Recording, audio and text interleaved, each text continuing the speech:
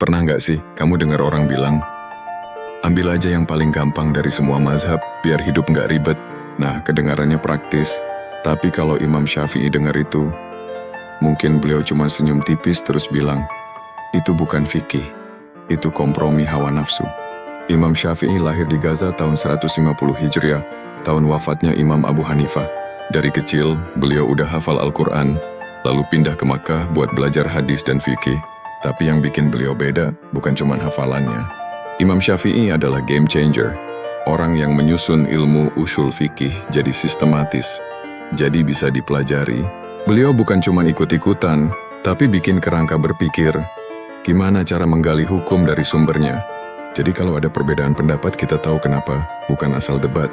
Dalam usul fikih Imam Syafi'i sumber hukum utama itu jelas, Al-Quran, Sunnah Nabi, Ijma, kesepakatan ulama, Qiyas, analogi hukum. Dan beliau punya prinsip ketat, hadis sahih harus diterima, meskipun bertentangan dengan pendapat pribadi. Jadi kalau ternyata Nabi pernah bersabda A, sedangkan logika kita bilang B, maka pendapat Nabi yang dipegang. Beliau juga nggak gampang pakai istihsan, menilai sesuatu menurut rasa baik, seperti Imam Hanafi, karena menurut beliau, hukum harus punya dasar yang kuat, bukan perasaan subjektif.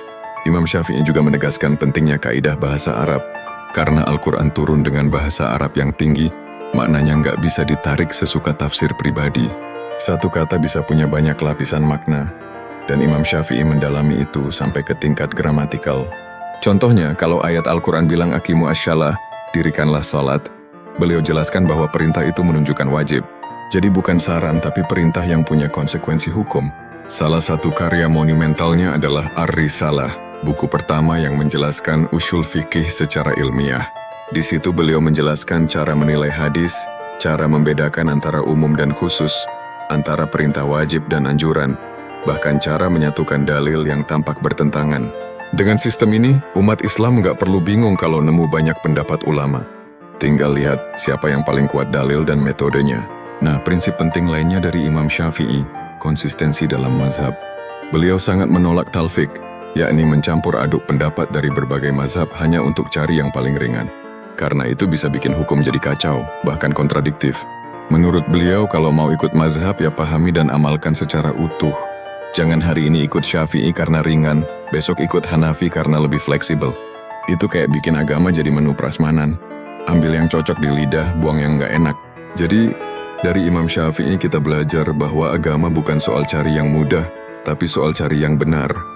Fikih bukan sekadar hafal hukum, tapi tahu kenapa hukum itu ada.